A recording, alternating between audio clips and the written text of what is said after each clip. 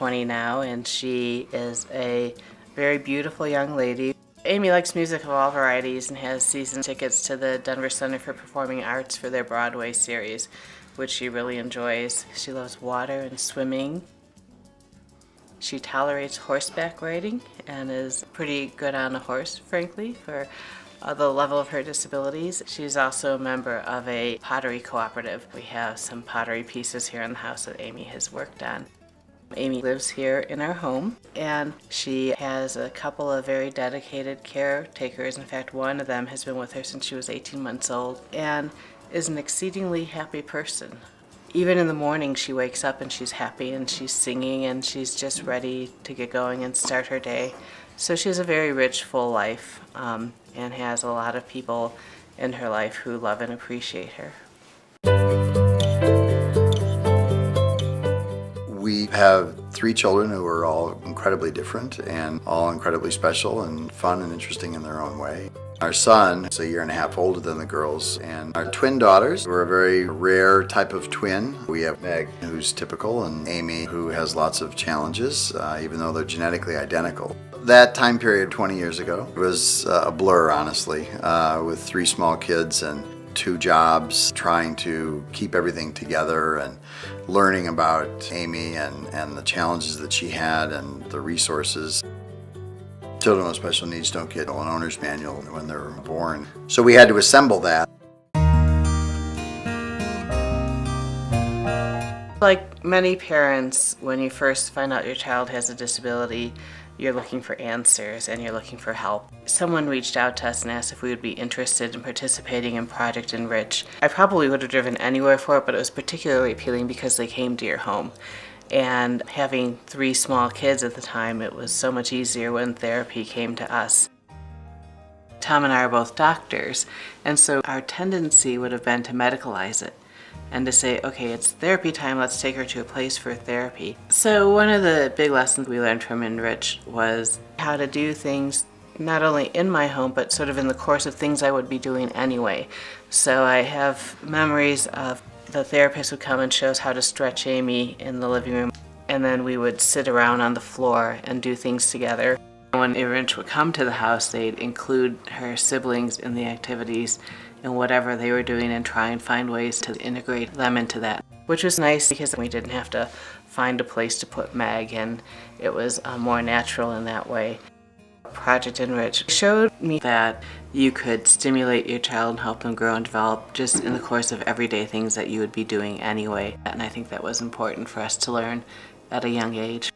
We had an advantage of her having a twin there who could sort of show her things that we might not have thought to show her. And so I think Enrich really worked with us on, well, is this what you would do it anyway with Meg? Well, let's see how we can make that happen for Amy. And I think it sort of set the baseline for really what became our mantra, which was to try and fit Amy as much as we could into ordinary life.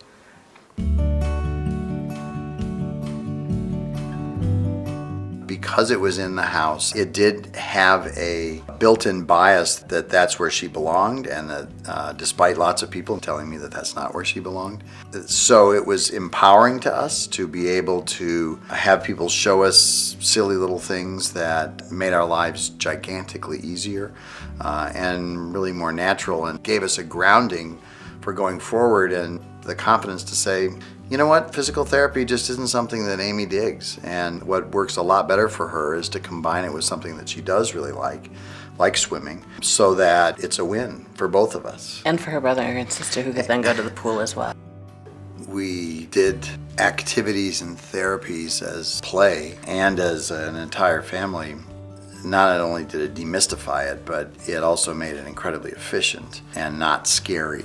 Oh my gosh, she's going to need, all this extra time. I'm not going to be able to sort of do the things with the other kids or whatever. And I think that was one of the big fears, because we'd had a year and a half with a kid and we knew how chaotic it was, and thought, oh my God, how am I going to impose order and therapy and strict routines on this chaos? And the answer is you don't need to. You do a little bit of this, a little bit of that, a little bit of this, a little bit of that. You take this opportunity, you're giving them a bath. All right, stretch them a little bit. That's the part that really was reassuring. The fact that it was from the get-go going to be just sort of part of what you did and not medicalized, I think that's a great term, was mind-blowingly helpful because it sort of like, oh, I can do this. And not only that, we can do this naturally as part of what we do. You think of it as like, okay, well, how can I do that while I'm helping Meg with her homework? Or how can I do that while we're at Johnny's hockey game? Those are the kind of solutions that just make all the difference in the world to not only your lifestyle, but also your sense of, I'm a normal family and I'm just coping and doing things like any other family does. I just do some weird things. Something that helped us sort of come back to a regular life was that we had these two other children to think about, and we couldn't sort of drop everything and just be focusing on doing therapy with Amy. We really had to try and make our home as much a home as possible and try and give the other kids an ordinary life as much as we could as well. I think that many parents, as we did the first year, spent a lot of time reading about technical issues, about how to lengthen our tendons and do this, when in fact, what you really need to do is try to figure out a way your family can function as it normally would have. Amy's a child and she has some specific medical needs, but first and foremost, she needs to be involved in whatever her brother and sister are involved in and whatever she would be involved in.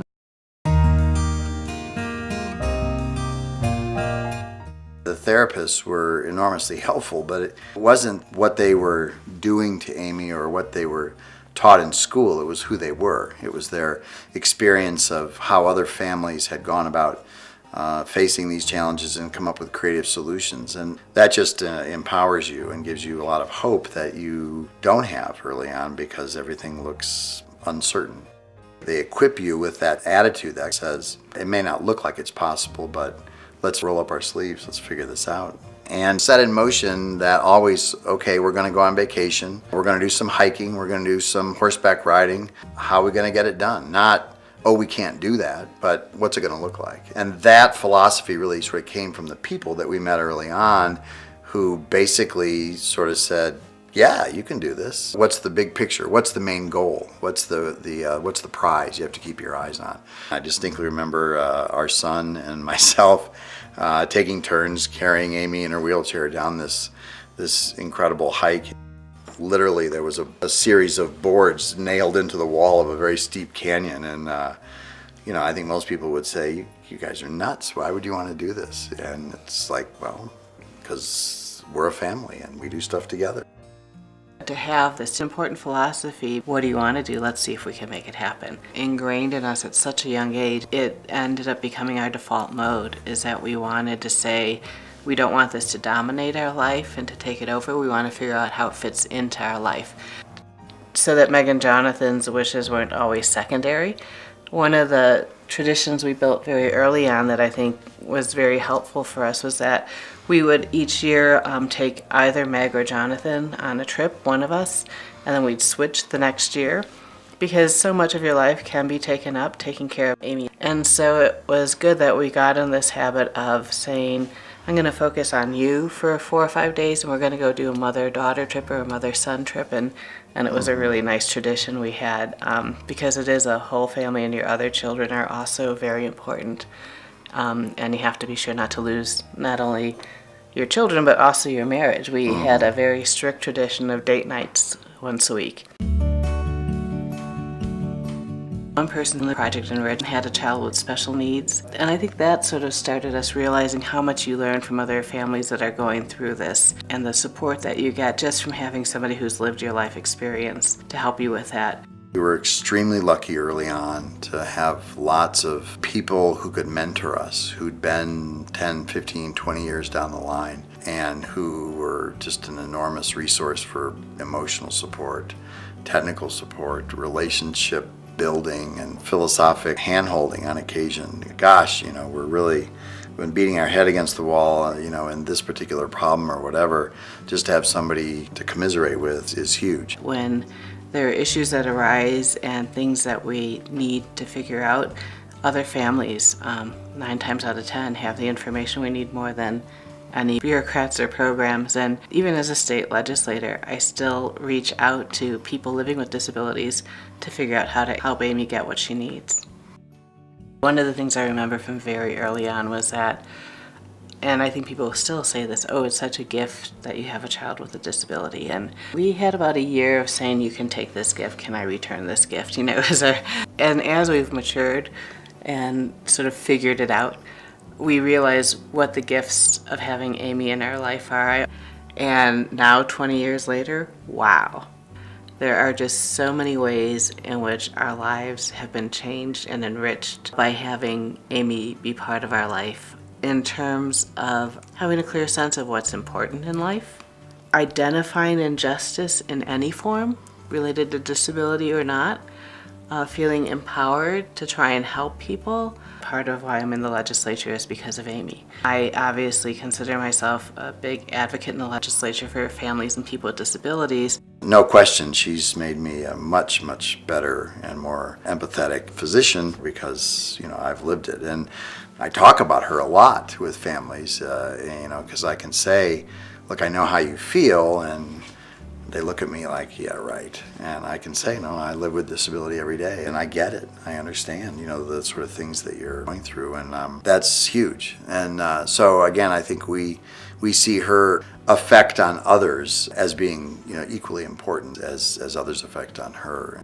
I think the biggest gift for us is that it's really given us great empathy for all sorts of people who are struggling with any kind of thing. When somebody passes me and is honking and, maybe making a gesture, what I'm thinking is, I wonder what's happening in their life that this is happening to them. It just makes you a much more thoughtful person, I think. And I think we've raised a couple of really great kids here who will continue this tradition and continue making a difference in our world. There were times when I didn't feel lucky, and it definitely was a process, and now I feel incredibly lucky, and I can look back and compare my childhood to other people's childhoods and realize how much I learned from it and how much it matured me as a person, and all of the valuable skills that I've learned, and just how the way that I see the world is different from people who didn't grow up with a sister like Amy. I look at Amy and I never think she can't. I'm always like, yeah, she can. How are we going to make it happen? And the summer camp I worked at had that exact philosophy. The question was never, can this camper do the ropes course? The question was, how are we going to make it happen for this camper? And I think that general assumption of ability, we started from the assumption that this kid is going to do it, and then we worked to find the tools to make it happen. And I think that is not the view that most people have. They see a wheelchair and they think can't, and they see Down syndrome and they think can't, and it's like, why? Why not? There's no reason that that shouldn't happen. The reason that it doesn't happen is that you think can't, and it's your attitude that stops people from being able to do things.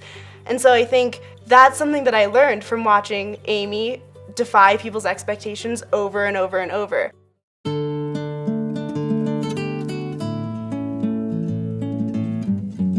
I still read Welcome to Holland now and again because I really think that is the experience. You have a child and you thought it was going to be different than what it was, but instead you have a different experience, and it takes you a while before you look around and see what the beauty of that experience is and see what the impact of that has been on your life and on what kind of person you've turned out to be. You start out feeling really overwhelmed and thinking, wow, how are we going to make it through this? But if you avail yourself of the people who are out there ready, willing, and able to help you, and ask questions and keep moving forward, you'll come out a much better person at the end, and with a really incredible family.